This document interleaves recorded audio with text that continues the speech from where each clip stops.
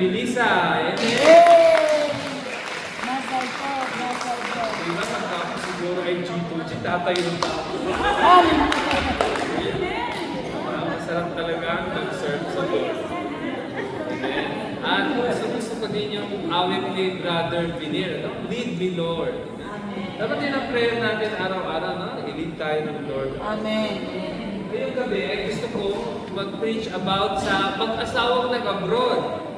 Ang pangalan ng tatay ay si Elimelech. Ang asawa ni Elimelech ay si Noemi. Sabi kong nag-abroad dahil sa panahon natin ngayon, ito ay Israel at yung Moab dati ay part ng Jordan. Diba? Kaya sa panahon nila noon, wala pang border. Alam mo yun?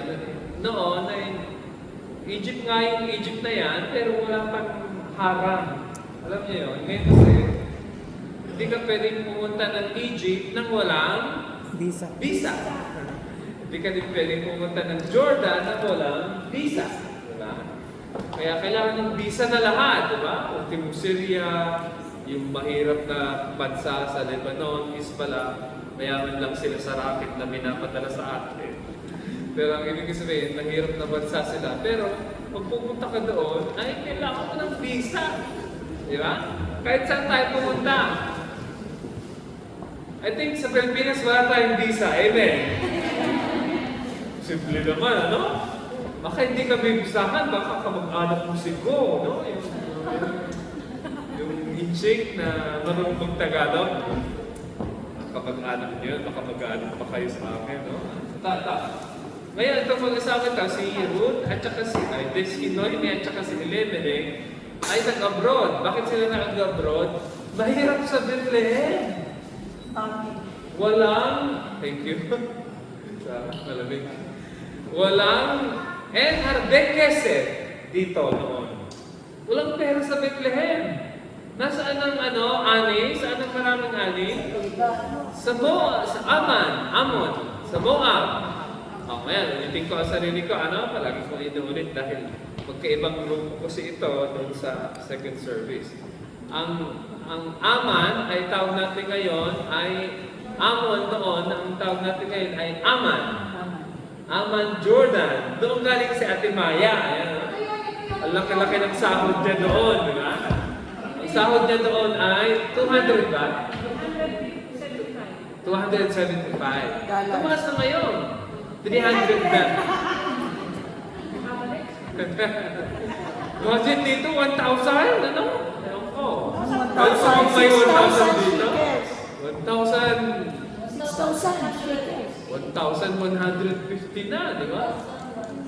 Kung nagko-complain kayo sa buhay nyo dito, likat kayo sa Jordan, 300. Diba? Kung isa may komplinador tayo dito, hirap, dahil trabaho, doon ka sa Jordan, 300. Hindi ka mapakainin ng amo mo katulad ng kay Ate Maya. Kaya meron encouragement si Ate Maya, dahil mo siya sa Jordan, pwede ka share, ang kwento sa akin ni Ate Maya, yung basurahan daw, pinapalitan niya yung plastic. Para pag nagtapon yung amo niya, malinis yung plastic, yung pinagtaputang kinakain niya yung tira. Dali niya ba yun? Dito mga kapatid, mga Pilipino, tinatawagan ng kablaupit pag walang rice. Si Ate Maya, talagang sabi ko sa pinapalitan ko yung trash, yung lalagyan ng yung plastic, yung basurahan, para pag tinapon yung mga tira-tirang pagkain, ay kakainin niyo yung mga tira-tirang pagkain ng amo niya. Kapatid, baka gusto yung lumipat sa Jordan, no? Kuminsan kasi, hindi tayo nagpapasalamat. Sabi ni Ate Maya, Pastor, pag nahirapan ako sa trabaho, iniisip ko yung buhay ko sa Jordan. Sabi ko, parang meron na akong solusyon. Pag nahirapan ako sa trabaho, isipin ko din yung nangyari kay Ate Maya sa Jordan, ano? Ang sahod niya kapatid, $275.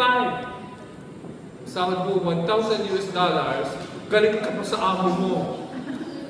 Diba? Huwag naman. Amen ba? Amen. Si Noemi at Elimelech nag-abroad At dala nila yung kanilang dalawang anak, si Machlon at saka si Chilion. Chilion at Machlon. Pumunta sila doon, nag-asawa yung kanilang mga anak sa abroad. Si Machlon na pangasawa ay si Ruth, si Chilion na pangasawa ay si Orpa.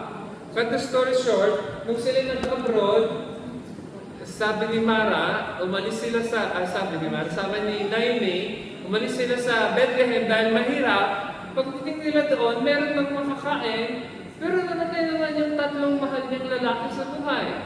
Namatay si Elimelech, namatay yung dalawang anak na lalaki, si Machlon at Chilion.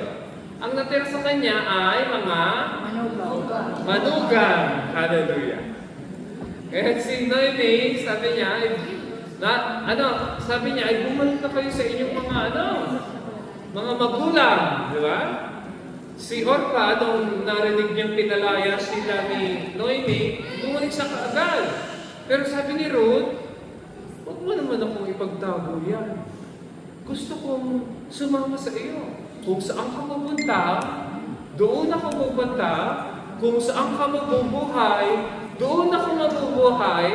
Kung saan ka mamamatay, doon ako mamamatay. Kung sino ang iyong Diyos, siya ang magiging Diyos ko. Hallelujah. Amen. Yan ang sabi ni Ruth. Sasama ako sa iyo kahit saan ka pumunta. Si Noemi, ang ibig sabihin ng pangalan na Noemi ay Nain. Nain. Nice, pleasant, di ba? Nain. Di ba? Na ano yun? Pero sa greetings ay sinasabi na pag pinakilala, Nain Meon. Di ba? Ano yung sabihin ng Nain Meon? Nice to meet you. Di ba? Pero tama ka, pero ang ibig sabihin ng expression ng Nain Meon is nice to meet you. Nain. Pero nung namatay yung kanyang mga anak at nagkahirap ang buhay niya, sabi niya, ay huwag niyo na akong tawagin Nain. Tawagin niyo na lang ako Mar'a. Ano ibig sabihin ng Mar'a? Mapait. Mapait, di ba? Anong lasa ng Mar'a? Ang palaya na sinungaling ang nagluto at saka kape. Matamis ba ang kape? Matamis ba ang kape? Ito, ang kape. Ngayon, si Ruth, sabi niya, kung saan ka pupunta, ay sasama ako. Kaya nung si Noemi, nasaan si Noemi ulit? Nasa Moab. Nung siya ay pumunta dito sa Israel, may kasama siyang bumalik. Sino si Ruth. Ayun, si Ruth ay namasukan, nung nadala na siya dito, namasukan siyang bilang tagapulot. Tagapulot ng ani. Kaya tignan natin yung eksena dito sa mga verses na babasahin natin. At tignan natin kung maka-identify tayo kay Ruth. Tignan natin. Nakiusap, 1, 2, 3, go! Nakiusap siya sa ani, kaya kung siya mabulot ng mga buhay na nalalala, mula sa mga ani.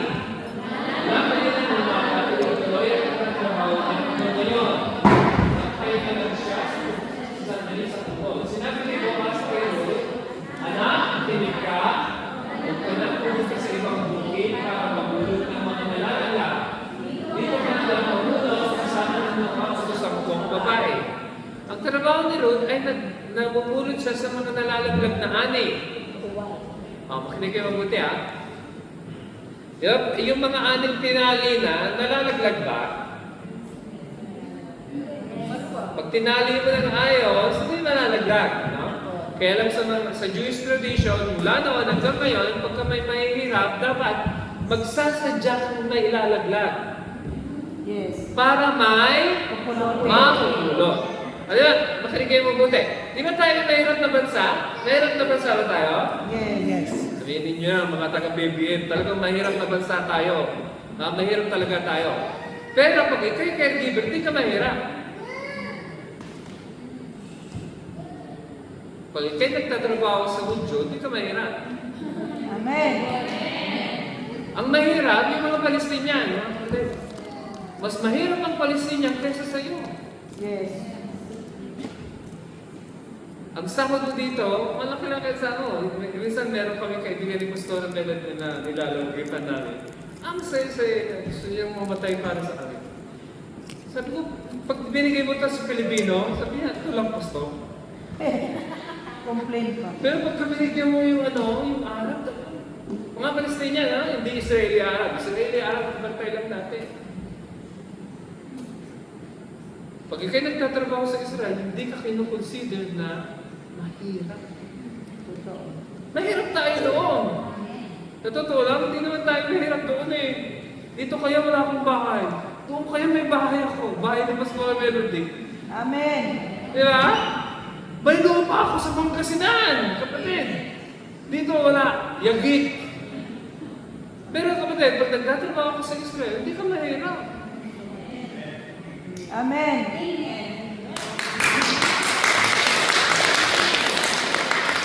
So, inaapi ako. At least magandang buhay mo. Kung gusto mo i-trade in, punta ka na lang sa Jordan. Jordan, kapatid.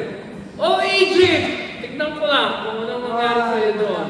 Yan sa mga Arab countries na yan, ang tingin nila sa mga Pilipino, pag-aari, property. Kaya Yes. pwede kang repeat, patayin ng walang kaso. Sa Kuwait, kaya ayaw ni Duterte na pumunta ang mga Pilipino sa Kuwait, pinapatay ang mga Pilipino sa Kuwait. Pero mangilan-ngilan din na mababait na amo. Pero mostly, generally, ang mga Pilipino ay pinapatay sa Kuwait. Ngayon, pinabalik uli ni BBM na mag-abroad ng mga Pilipino sa Kuwait. Ewan ko pa anong klaseng presidente. Ito, dali kayo mabuti. Sinabi ni Boaz kay Ruth, anak, makinig ka. Huwag ka nang pupunta sa iba. Dito ka na lang sa akin. Diba? Parang nagka-interest si Boaz kay Ruth. Huwag ka nang pupunta.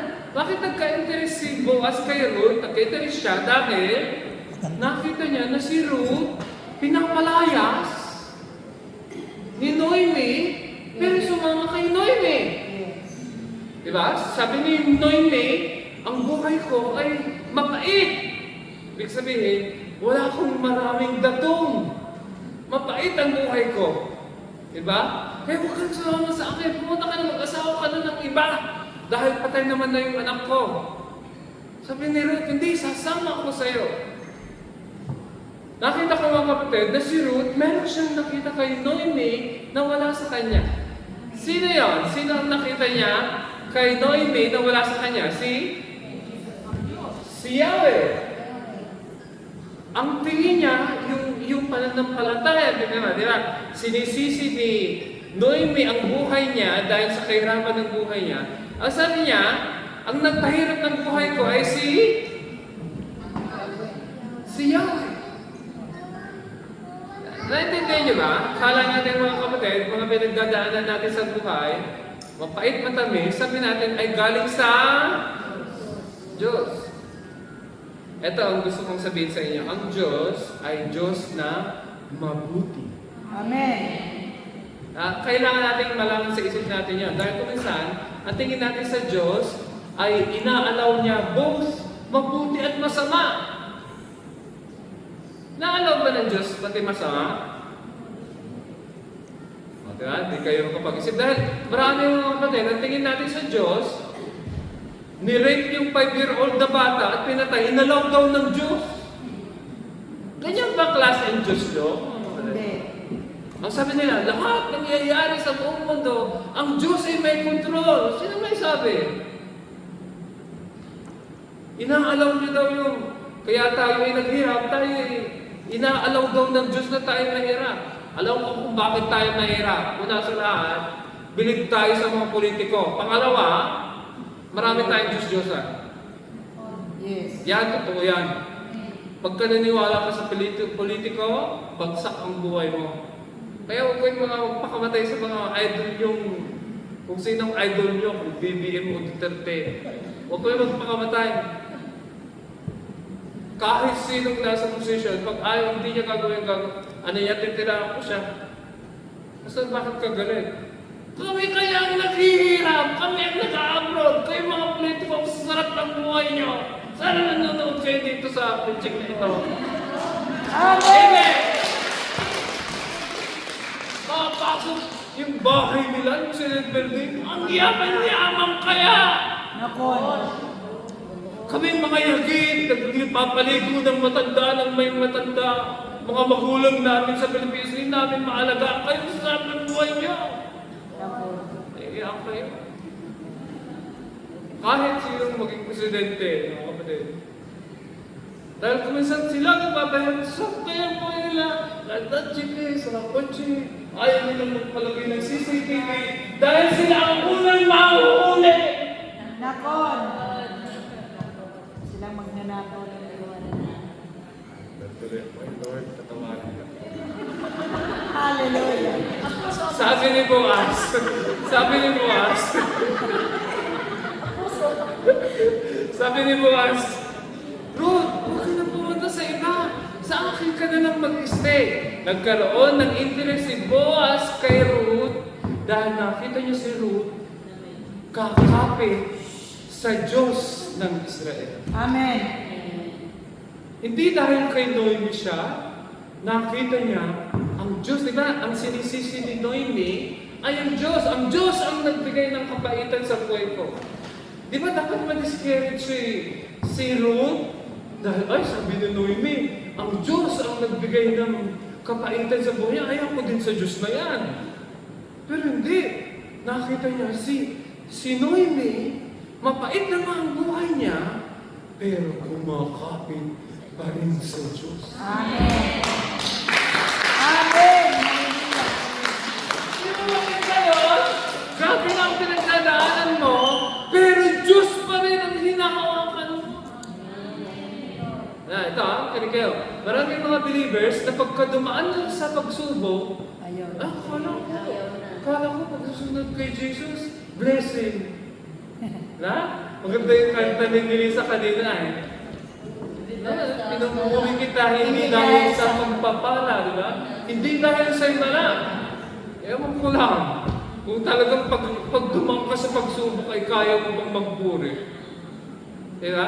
Pero ang totoong believer, kapatid, umulan, bumagyo, kumulog, kumidlat, gumanda ang araw, mainit, malamig. Ang sabi natin ay, thank you, Lord. Amen. Sabihin mo, imbes na sabihin mo sobrang init, thank you, Lord, sa init. Amen. Di ba? Alam mo mga kapatid, pagka ako yan, ang mainit sa bahay, punta na tayo sa church. No? Pero pag malamig sa bahay, mamaya na. Pero alam mo pag mainit, excited ako pumunta ng church. I-switch natin lahat ng AC para tayo ginawin. Di ba? Yung ini-imagine ko. Sabi ni Emmanuel, Aba, kala ko ang pastor ay late pagka dadating sa church. Sabi ko, hindi ko masabi sa kanya, mainit dito sa bahay, punta tayo sa church. Sa ano, iba ng AC na 2.6, imagine. Kami kahit anino ng AC, wala. Hallelujah. Mainit, parehas kami ng building ni Pastor Aglo. Mabuti kay Pastor Aglo, nasa baba. Ang araw sa ilalim, medyo hindi ganong tumitirang yung araw sa taas, amen. Pagdating ko dito, ang lamig-lamig, pagpasok ko sa bahay, kampo. Sabi ko, pinuksan na namin pinto at lahat ng bintana, hindi napasok ang lamig, kapatid. Hindi napasok ang lamig. Hallelujah. Ito, Thank you, Lord. ang sinasabi ko nga kapatid, si Ruth, kahit niya nakita niya na hirap si Noemi, ay sumama pa rin sa kay Noemi. Yes. Dahil ito nakita ko, si Noemi, kahit na mahirap ang pinagdadaanan niya, kumakapit pa rin siya sa Panginoon. Diyos ng Israel. At yun ang nakita niya, ano? Nakita niya na ang Diyos ng Israel ay tunay na Diyos. Dahil kami, yung faith ng mga Moabita, meron silang mga Diyos-Diyosan. Pagka nag-aral ka ng ganito sa Diyos mo ay hindi sumagot, pumunta ka sa ibang Diyos. Ano yan, di ba? Sa amin, nung kami nasa Pilipinas, ang nanay ko, nung nagkasakit, tinry niya yung mga doktor, dahil walang pera, lumipat kami sa albularyo. At bilib ako noon, mga albularyo ko din. Iihip, alam mo. Tapos may mga papel na sinusulat, mga Latin, ilalagay sa baso ng tubig, papainom sa nanay ko. Ang nanay ko tanga, iniinom. Sabi ko, wow, ako'y bata pa, paano pa pala? Sabi ko, wow, ano pa yung meron nun? Parang tableta yung sinulat dyan sa papel. Sabi ko, ano na? Ang nanay ko mga kapatid, hindi gumaling. Gumaling din, hindi dahil, ewan ko kung nakumbinsi siya na magpa-check. Natagpuan na siya ay may pneumonia pala. Ang sabi ng albularyo, akapuldak, sinanay yun. Ano ibig sabihin akapuldak? Hindi nagtabi-tabi. Nakasabi. Akapuldak. Nakasaboy. Alam mo naman, mga panahon namin, hindi ko alam kung mga panahon ninyo, parang panahon ninyo, science na kayo kami, sayang na sayang, no? Wala kaming alam, lahat ng mga magic ng mga, noong araw, ng aliwan Ken, ng aliwan namin pa, ng paso banday doon, alam yung paso ba? Yung pauusukan ka, alam yung pauusukan ka para lumayas daw yung mga, Spiritista. Pero ang Diyos ng Israel hindi gano'n. Ang Diyos ng Israel ay fixed. Yes. Alam mo yung will niya. Pag susunod ka sa will niya, ipibless ka niya. Pag hindi, ay didisiplinahin ka niya. Diba? Para makapunta ka sa tamang way. Punta tayo sa the verse, mga kapatid. Tingnan mo kung, 1, 2, 3, go. Tingnan mo kung saan ang aaming ang katawan ko at sumunod ka sa mga utusan kong babae.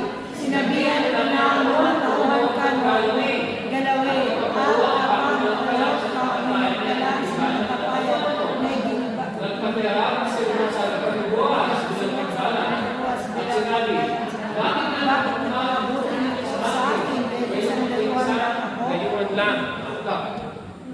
Ang sabi ni Boaz, sumunod ka dun sa mga mag-aani ko, mga tauhan ko. Pag ikaw'y nauhaw, uminom ka. Diba? Parang tayo sa Israel, ano? Amen ba? Amen. Ang iniinom ng amon, iniinom mo, parehas. Diba? Yung tirahan mo, tirahan niya parehas. Diba? Maganda nga yung mga iba hotel pa ang tinutulungan. Amen. Diba? Baka natin ang Lord, pinagpala. Kami, lumang-luma na yung plat namin ni Pastora Glo. Yung mga wall, medyo hindi na discolored na, no? Sinabihan niya yung mga tauhan ni Boaz, at hindi Boaz sa mga tauhan niya, huwag niyo gagawin ito, babae nito. Ibig sabihin, sa panahon nila, pwedeng galawin yung mga babaeng nagpupulos. Sabi ng may-ari, tanda niya, si Ruth, walang gagalaw kay Ruth. Si Boaz ay isang patriarch. Sabihin niyo nga yung patriarch. Patriarch. Ibig sabihin ng patriarch ay isa siyang ruler ng isang community. Diba? Siya ang sinusunod sa lugar nila. Kaya, may tanong si Ruth. Anong tanong ni Ruth kay Boaz? Kaya, tignan natin. Bakit napakabuti niyo? Bakit napakabuti niyo sa isang dayuhan katulad ko? Dayuhan siya ay foreign worker. Dayuhan is foreigner. Diba? Itong panahon ni na Boaz, wala pa yata wala pang visa-visa. No? Tatawid ka lang ganyan, parang wala pang border noon. Hindi katulad ngayon. Diba? Naka-close na yung mga daan. Hindi ka basta-bastang makakatawid sa mga place. Diba? 11. Sumagot si Boaz, "Pwede sa akin na lahat ng ginawa mo para sa ng babae. Mula Wala pa na lang namatay ang asawa mo. iniwan mo raw ang iyong At bayan sinilahan mo para para sa manirahan nilirang kasama ng mga tao na hindi mo kilala. pagpapalain ng dalawa ng pagpapalala sa iyong ginawa. Malaki na tiwala nawa ang matanggap mo mula sa Panginoon na siya ang pinagkanlaman mo. Makinig kayo mabuti. Ang sabi ni Boaz, ito ang dahilan kung bakit ako yung mabuti sa iyo. May nagkwento daw sa kanya. Ano yung kwento? Good or bad? Good. Good. Sabi niya, iniwanan mo ang iyong ama't ina para sumama sa iyong mong babae. Diba? Si kay Naomi. Iniwan mo sila doon at sumama ka sa ano? At ano pa? Para manira kasama mo sa mga taong hindi mo kilala. Kaya ito yung mga ano, ito yung gusto ko sa Book of Ruth. Dahil parang nasasalamin ko yung buhay ko bilang foreign worker sa Israel kay Ruth. Di ba? Iwan natin yung ating mga magulang. Diba? Nung ako'y pumunta dito year 2000, magbuhay pa ang nanay ko. Hanggang namatay, no? Ang napasyalan ko na lang ay yung kanyang puntod. Hindi ko na nailibing ang nanay ko. Ang ibig ko sabihin, parang na, ano na lang natin, yung makikita mo lang yung pinaglibingan. Dahil nung namatay ang parents namin dalawa ni Pastor Melvin, naghihintay kami ng release ng aming Tildad Siu galing Israel. Pag kami lumabas, palalabas hindi na kami makakabalik. Kaya hindi kami, ang sabi ko kay Pastor Melvin, patay naman na sila, hindi na naman natin sila mabubuhay, pabayaan na lang natin sila, at alagaan natin si Emmanuel at si Joseph. Amen. At yun ang ginawa namin, ano? Kung saan mamimili ka, ano? Anong pipiliin mo? Magulang o mga anak. On our side, we choose our children. Sabi ko, pag inuwi ko si Emmanuel at Joseph, Presidente pa yata doon ay yung kaibigan niya din na Presidente, si Pinoy pa yata. Pinoy pa kaya? Pinoy pa yata, Presidente noon. Sabi ko, itong si Pinoy walang magagawa sa Pilipinas. Kaya sabi ko, dito na lang muna kami. And looking back, I think I did the right decision. No? Amen. Di naman ako minuto ng nanay ko na alam. Di ka dumating sa libing ko. Wala naman gano'n, no? Praise the Lord.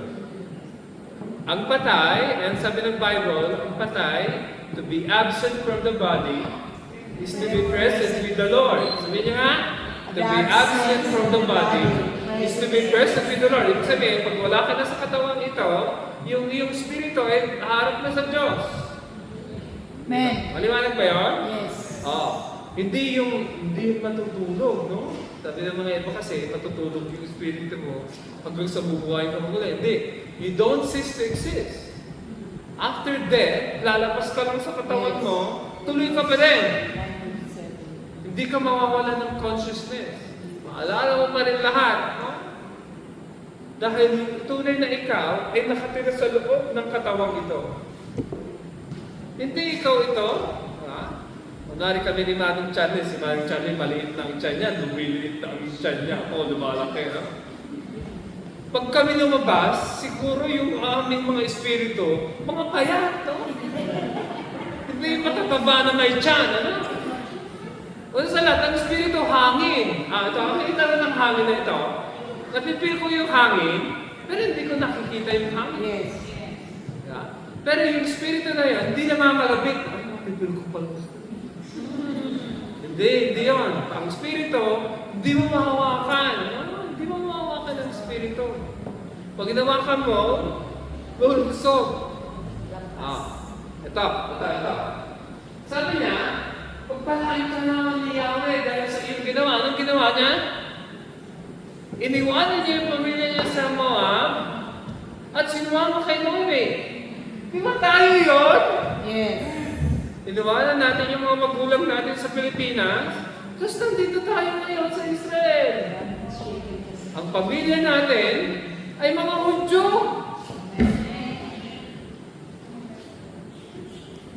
Hindi na yung sabi ng Bible, aanhin mo ang kamag-anak kung ang kamag-anak mo napakalayo.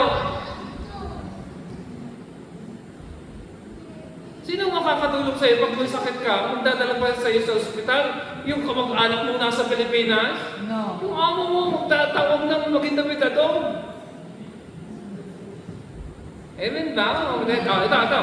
Sabi niya, dahil iniwanan mo yung kamag-anak mo, Ang sabi ni Boaz, pagpalain ka naman ng Panginoon dahil sa iyong ginawa. Malaking gantimpala. Amen! Gusto mo ba yun? Ibig sabihin, may sahod ka na dahil sinasahuran ka ng Kudyo. Eto pa, may promise pa ang Diyos. Malaking gantimpala ang tatanggapin mo sa Lord. Basta bakit ako bibigyan ng gantimpala? Dahil hindi mo kinukondit yung amo mo. Yes. Dahil hindi mo sinisiraan yung amo mo sa mga kapatiran. Diba? Pagkakaharap ng amo mo, yes. Pagtalikod mo. Hallelujah. Ganun ba kayo mga kapatid? Oh, dapat magbago na pag ganyan. Dapat hindi. Dapat front or back, mabait. Amen ba? Kasi bakit ako magbabait? Diyan kaya galing sahod mo. Nakon. Oh, dalawang kamay kasi ate, ano? Ante, pagka hindi ka sinasahuran, ibang kwento na yun, no? Kailangan mo ng kablao, di ba, Pastor Aglo? Pero, pag ikaw ay magandang tinasahuran ka, minsan may mga iba-ibang ugali din, putong-tulat mo din, di ba? Kala ko naman, mga lalaki, mga babae lang ang may sumpong pagka sila may dalaw. Mga lalaki din, kung minsan may ano din. Walang pagkakaiba ako din, kung minsan kay Melody. Feeling ko parang feeling ko parang feeling ko ay parang ako din ay parang may dinadalaw din. Parang magdutin din. Parang walang pagkakaiba manong. Sa amin wala lang lumalabas na dugo. Pero ganun din yung ugali. Ganun din. Parang wala din pagkakaiba. Ito. Ito ba ang last slide ko ate? Ito, last na. Ito, last. Sinabi ni Ruth, 1, 2, 3 ko. Sinabi ni Ruth, napakabuti sa akin. Kasi niya mga ko, at sinagpit ng kasama ng mga kautusan niyo. Di ba hindi naman siya utusan? Siya ay in-law ni Noemi. Nagtrabaho siya para kay Noemi. Si Ruth ay nagtrabaho para kay Noemi para magkaroon ng ani, para meron silang kakainin sa bahay. Di ba tayo yun? Tatrabaho tayo sa Israel para may kainin sila sa bahay. Di ba? Yes, amen. Oh, palagi ko nagpapadala ng feeding natin sa Pilipinas. Pagka nagpapadala na ako, palagi kong narinig, palagi pag may nakasabay ng Pilipinas. Kuya, di ba parang nadaan lang? Sa loob ko, at least may nadaan. Di ba? At least may nadaan. Imagine mga kapatid, ikaw naghihintay ng number sa Pilipinas. Kunwari, adjust na. Ang sahuran ni Papa Lee ay, Jis, unsi na, wala pang NTCN. Alam niyo ibig sabihin ng NTCN? Money Transfer Control Number. Bakit wala pa kaya? Siguro yung mga kapag-anak nyo, bigla na lang magpabatalas nyo ng emoji na card.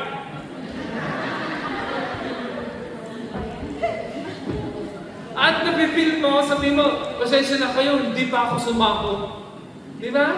Kaya sabi ko sa lamlam ko, at least may nadaan. Hindi ko masabi, no? Kasi ang nasa isip ko, ang sabi ni Jesus na, mas pinagpala ang kesa tanda nyo, sa lahat ng kahit saan kayo makapunta, always, pinagpala ang mga kesa sa Pastor, bakit pinagpala ang mga nagbibigay kaysa tumatanggap? Ang nagbibigay, may sobrang ibibigay. Amen. Ang tumatanggap, nakaasa sa iba. Nalalag ba yun? Sabi ni Jesus to, it is better to give than to receive. Una sa lahat, pag ikaw'y nag-give, sang katutak ang receive mo. Pag ikaw ay nag-receive, ewan ko kung meron ka pang marireceive na ita. Pastor, bakit ganon? Dahil ang giving, mga kapatid, ay parang pagtatanim. Yes. Pag ikaw'y nagtanim, after few months, meron kang, Ani. kung wala kang tinanim, Walang ani. ito. Si Ruth, nagpakita siya ng maganda kay Noemi. At ito ang napakagandang nangyari sa buhay niya. Siya ay Moabita, siya ay sa Hebrew, ang tawag natin sa kanya ay Goya. Alam niyo yung Goya? Hindi yung chocolate Goya ay hindi. Ibig sabihin, hindi siya part ng sambayan ng Israel. Pero dahil siya sumama kay Noemi, naging part siya ng Jewish people. Katulad natin ngayon. Di ba? Katulad natin ngayon. Pastor, bakit mo sinasabi katulad natin ngayon? Naisip ko mga kapatid, akala ko nung nagkaroon ng giyera, ang mga apektado ay mga Hudyo lang. At natagpuan ko na kailangang i-adjust ang medication ni Pastor Aglo sa kanyang hypertension dahil tumaas ang kanyang hypertension. Okay lang, Pastor. Nung nagkagera. Last year, before the war, pag nag-check ako ng BP ko napakataas, at pag-check din si Pastor Melody ng BP niya, normal. After the war, 2 months ago, kaya last month, nag-start siya mag-inom ng hypertension medicine. Last month, ang BP niya napakataas. Anong ibig sabihin? Hindi ibig sabihin na ang mga Hudyo ang tinira, tayong mga Pilipino ay hindi na-apektuhan. Nandito tayo. Lahat apektado. Totoo. Hindi tayo Hudyo, tama, tayo trabahador, pero tayo parang Ruth. Yes. Nakabilang na tayo sa bayan ng Israel. Dito tayo nakatira. Kung anong pressure nangyayari sa labas, nangyayari sa apektado tayo. Yes. Dito tayo nakatira. Ako. Kaya kung minsan pagkaiba yung ugali mo, isipin mo na nasa war tayo, no? Pag super stress ka, kaya sabi ko kay Pastor Aglo, punta ka na talabi, mag-swimming ka. Kasi kung minsan nakaka-relieve ng stress niya. Tayo kung minsan, di ba, pag sobrang trabaho, di ba parang pati sa puso, gusto mong sipain. Pag sobrang, tao na ako, Stanbay, di ba? Di ba kung minsan, ang tingin mo sa mga amo mo, parang mga demonyo, dahil sobrang ng stress, no? Totoo. Naranasan niyo ba yun, mga kapatid? Basta bakit mo sinasabi ito? Etong si Boaz, dito na ako mag-i-end. Etong si Boaz, mga kapatid, ay yung tinatawag natin kinsman redeemer. Nung pumunta sila dito pabalik sa Israel, naghahanap sila ng kukuha kay Ruth. Si Noemi, wala siyang naibigay na anak kay Ruth, kaya kailangan niya ng isang kamag-anak na pakakasalan si Ruth. Sino ang kamag-anak niya sa kwento? Si Boaz. Kaya si Boaz ay pinakasalan niya. Tapusin na natin yung kwento. Pinakasalan niya si Ruth at ito ang ating pupunta na tayo, jump na tayo sa ating salinlaki. Si Ruth, pinakasalan niya si Boaz, nagkaanak sila, ang pangalan ay Obed. Sabihin niyo nga Obed. Obed. Si Obed, ang anak ni Obed ay si Yishai. Sabihin niyo Yishai. Sa English ay Jesse, di ba? Si Jesse, ang tatay ni David. King David. Kung kilala niyo yung King David na pumatay ng Goliath. Di ba? Ito ang very strange at dito na ako mag-close. Lagi ko sinasabi sa buong buhay ko na ang Diyos pinaprotekta niya ang Jewish blood dahil from Jewish blood ay uusbong ang Messiah. Pero nakita ko mga kapatid, kahit sa plans and purposes ng Diyos, isinama niya ang ibang lahi sa Messianic bloodline. Amen. Amen? At marami na dito sa Israel at si Kuya Emmanuel ay susunod na rin. Yung mga katulad ni Emmanuel, after the army, sila ay mga anak ng Pilipino. After ng army, ay nagkakaroon sila ng Israel. Israeli citizenship. Maraming mga Christian na dito sa Israel na nagsiserve sa Gaza. Amen. Alam ba yun? Yes. Christian, hindi mo joke. Pero sila na ngayon ay full-fledged Israelis. Yes. Tulad ni Kuya after ng army niya.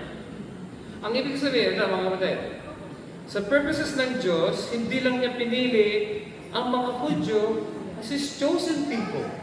Meron siyang idadagdag sa mga Hudyo. Amen. Nata niyo ito mabuti, Ang pinagmulan ng roots of Christianity ay si Jesus Christ.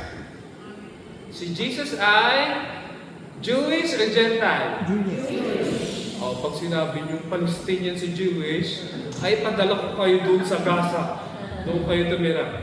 Si Jesus ay Jewish. Meron siyang sitsi, meron siyang prayer shawl pag siya'y nagpipray. Maliwanag ba yun? Amen. Saan siya pupunta pag nagpipray? Sa temple at sa Synagogue. synagogue. Hindi siya pupunta sa mosque. Bakit hindi siya pupunta sa mosque? Hindi siya Muslim. Wala pang mosque noon. Ang religion ng Islam ay dumating lang ng 700 AD. Si Jesus ay pinanganak ng 1 AD. O sabi ni Pastor Ferdy, 5 BC. Ang ibig sabihin ay si Jesus ay Jewish. Pero nanatili bang Jewish yung original na kahila? Yung original bang congregation ni Jesus na Jewish ay nanatiling Jewish? Itong mga disciples ni Jesus Christ, humayo sila sa buong mundo, pinagpapatay sila dahil sa kanilang pananampalataya kay Yeshua, dahil sa kanilang pananampalataya kay Jesus. At anong pinangalan nila? Si Jesus ang tagapagligtas. At mga kapatid, at yung pinagmulan na yon, nadagdagan. Katulad ng Israel ngayon, the state of Israel ngayon is not purely Jewish. Yes. Ang daming mga, di ba? May Jewish, may anti-Jewish, ito na tawag natin Khilunim or secular. Di ba? Merong right and left. Tapos merong Israeli Arab. Yes. Arab, pero Israeli. Hindi Arab na Palestinian. At pang-apat mga kapatid, ay tayo. Imagine Pilipino na pasama sa lahi ng Hudyo. Meron isang joke sa Filipino community na ang Jewish family daw ay composed ng Aba, Ima, Sabta, Saba, Yeladim, Nechadim, Pilipinim.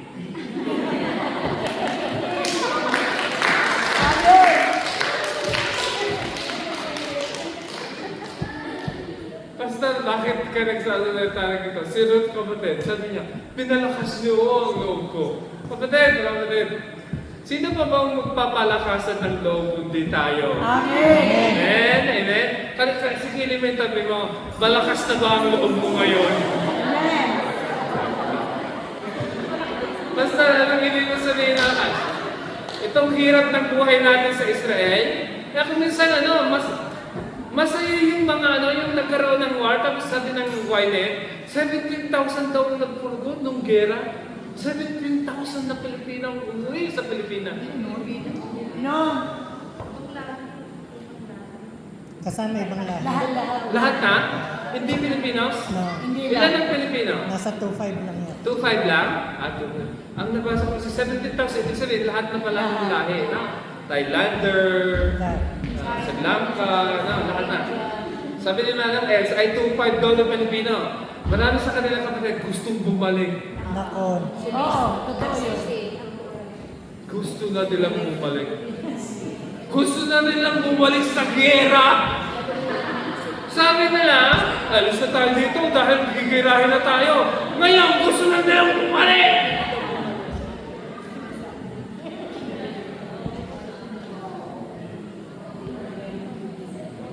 Let's pray. Tayo lahat ay mo. Napahama na ako, Lord. We thank you for bringing us to Israel. And Lord, kahit mahirap tumabi sa mga Hudyo, dahil pag tinamaan ng Hudyo, pwede kami tamaan, ay na-bless pa rin kami. Amen. Dahil dito ang pinagmumula ng aming kabuhayan. At dahil sa amin, Lord, na kinikita dito, ay nabubuhay yung mga pamilya namin sa Amen. Salamat, Lord, sa privilege na makapaglugkod sa Jewish people. Amen. At higit sa lahat, Lord, maraming salamat dahil kayo ay namatay sa krus upang iligtas hindi lang ang mga Hudyo, kundi pati mga Pilipinong katulad na. Amen. And we thank you, Lord, dahil hindi nyo kami kinalimutan sa kwento ninyo. Kahit in the last days, ay inilagay nyo pa rin ang Pilipino dito sa Holy Land. Amen. Kahit in the last days na may geras dito sa Israel, ay hindi nyo pa rin kinalimutan ang mga Pilipino dito sa Holy Land. Amen. We thank you, Lord, dahil ang pinanghahawakan namin ay dugo ni Jesus. Amen. Sa aming mga sarili ay wala kaming magagawa. Kami ay nakasandal lamang sa pananampalataya na matatagpuan kay Jesus Christ. Salamat sa Kristong namatay at muling nabuhay. Amen. At dahil sa Kanya ay mayroon kaming buhay na walang hanggan. Amen. We give you glory and praise, Father. In Jesus' name, and all God's people will say, Amen.